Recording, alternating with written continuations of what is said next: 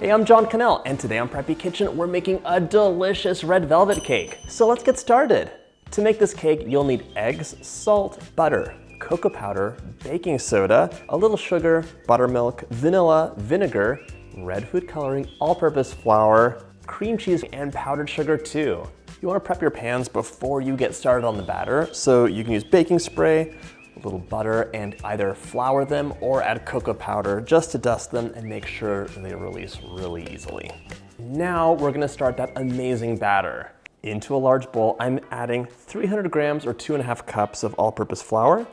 That was too much. The nice thing about a scale is you can always take it away. I'm adding almost a teaspoon of kosher salt, and you go, as well as 1 teaspoon of baking soda. This is gonna react with one of the ingredients later on. Our scale is done. We're gonna give this a mix and just set it aside before we get our room temperature butter out. Into the bowl of my stand mixer, I'm adding a half cup of butter. This is room temperature, but I'm gonna give this a nice mix. Any kind of darker cake like red velvet is something you're gonna notice clumps of unmixed nonsense in, so we want the butter to be really well creamed up. Now to that, I'm adding 150 grams or 1.5 cups of granulated sugar. Red velvet is a classic and delicious cake. It's one of my favorites because I love chocolate, I love cream cheese. It has the best of both worlds. Traditionally, it's a light chocolate cake, and I mean decades ago. It was a very light chocolate cake.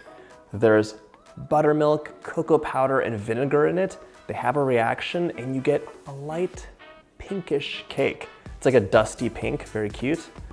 But with the advent of photography and amping things up, it's become a red cake. Some versions don't have any chocolate in it, but I think this cake definitely needs a little kiss of chocolate. Now we're gonna add the eggs in one at a time. Let them incorporate in between. There we go. Beautiful color. For me, not you. So let's scrape that bowl down so you can see the yellow too. This is why we scrape. Totally firm butter packed down on the bottom, and it's very like watery and eggy on top.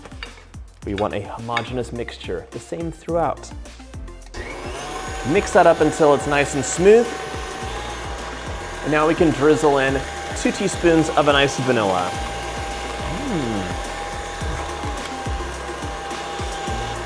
While that's mixing, I'm gonna measure out 1 cup of buttermilk. And I'm mixing in a tablespoon of vinegar. The vinegar, of course, is an acid, and that's gonna give our cake a huge lift. When the batter comes together, you're gonna see the bubbles, and it's just gonna be so light and dreamy.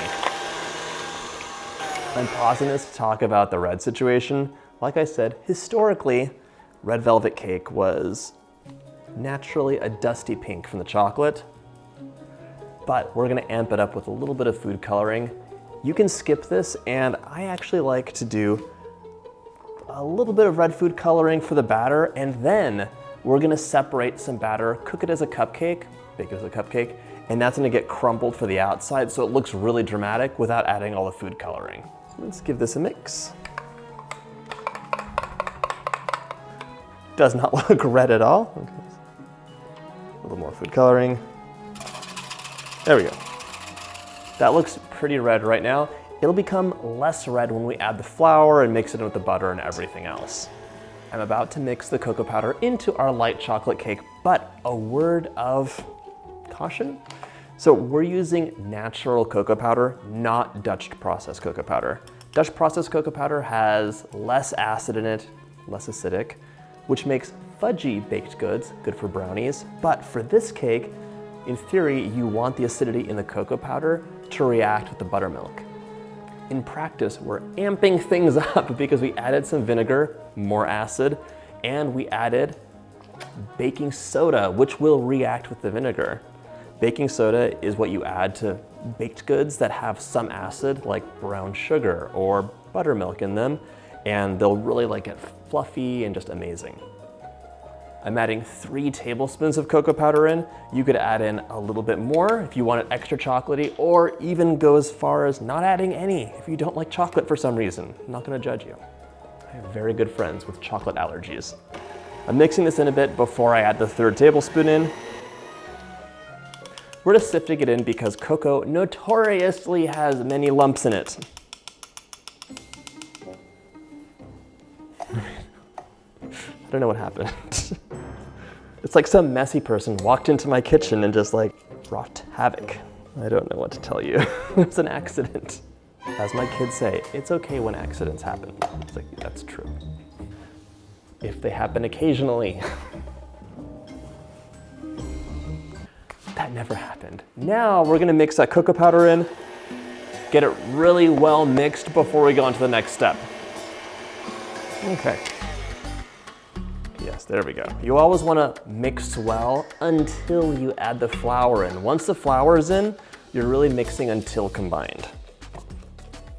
Because you don't wanna activate the gluten in the flour and get a cake that is just kind of dense and gummy. You want it to melt in your mouth, especially if it's red velvet.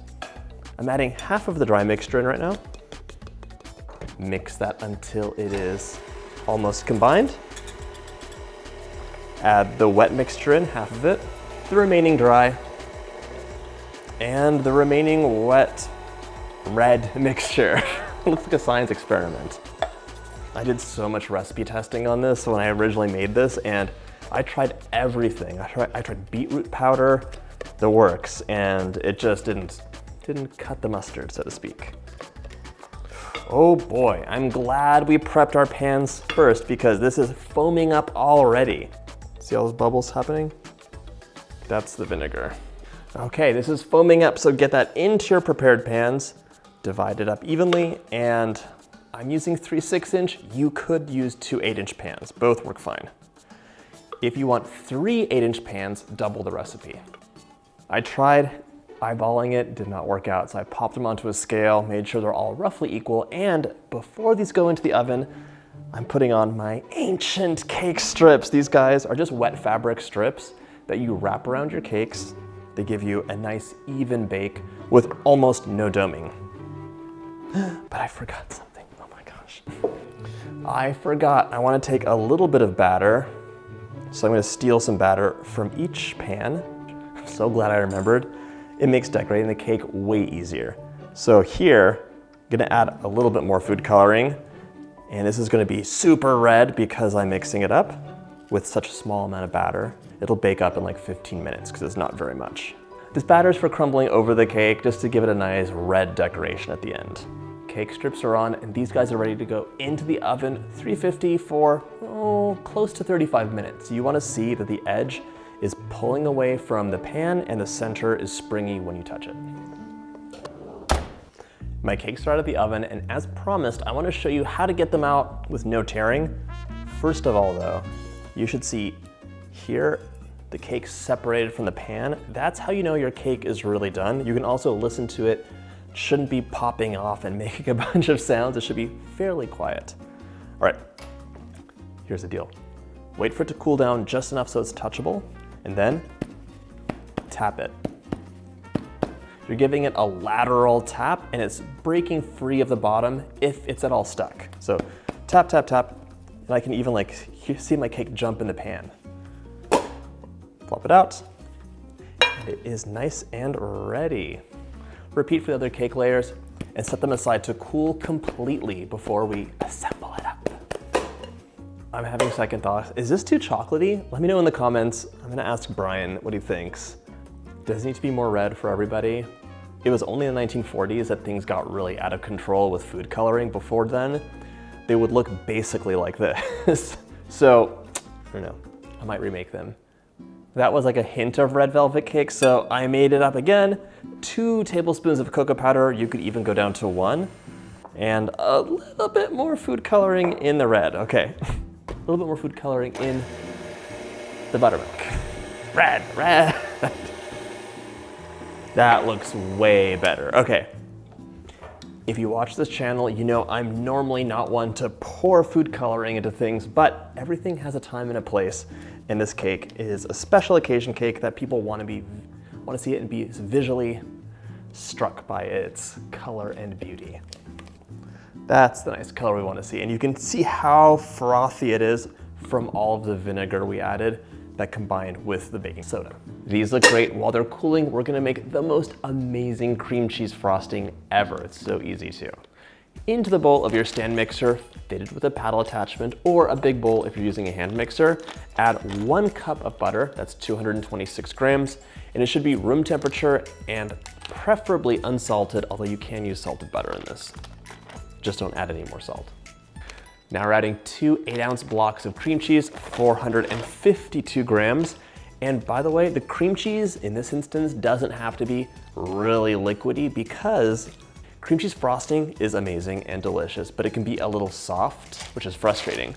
You don't want to add tons and tons of sugar to it to stabilize it because then it's too sweet. If you use cooler cream cheese, it just has a little bit of a thicker consistency and your frosting will set up really nice. Lock it off. We're gonna mix this up for a few minutes until it is nice, creamy, and homogeneous.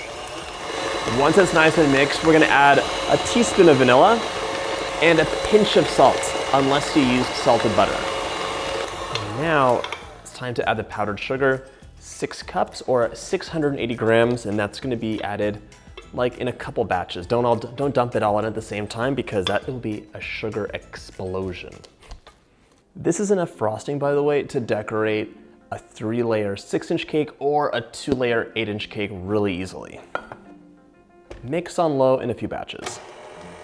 When you make frostings, you really do not want to beat on high. That's gonna give you a lot of air bubbles, which in this instance is just not great for decorating.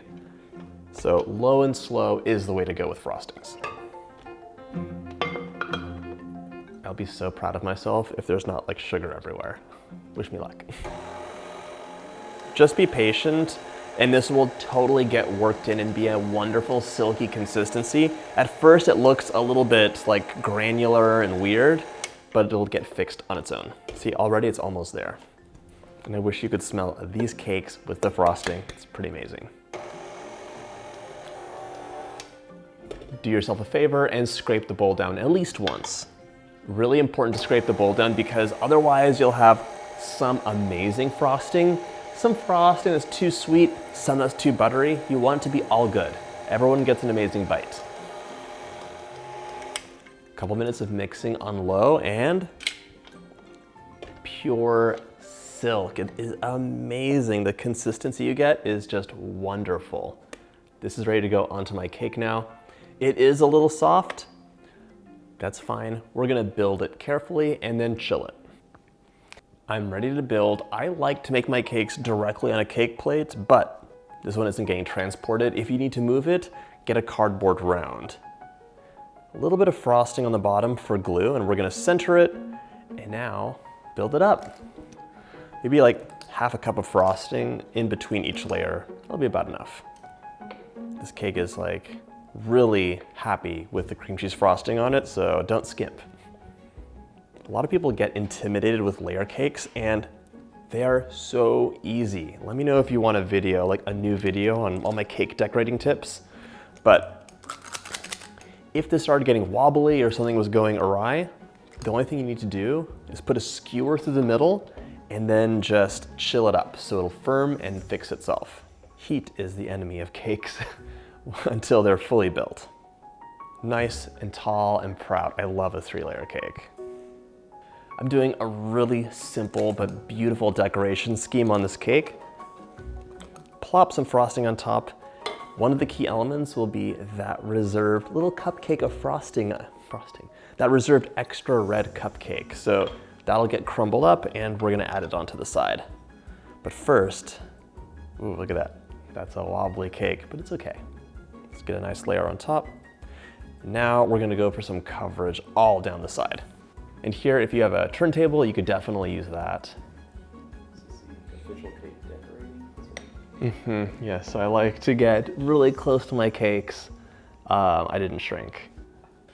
I'm tempted to crumb coat this, and crumb coating just means that you're going to add a thin layer and chill it up before adding a final coat, but I think we can get away with not doing that. Well, this is going into the fridge for a minute, just until I get my piping bags. Normally, this is what I do to begin with. I just find it easier. Fill up a big piping bag with the frosting, and you can pipe it onto the side, get some good coverage, and then smooth it out.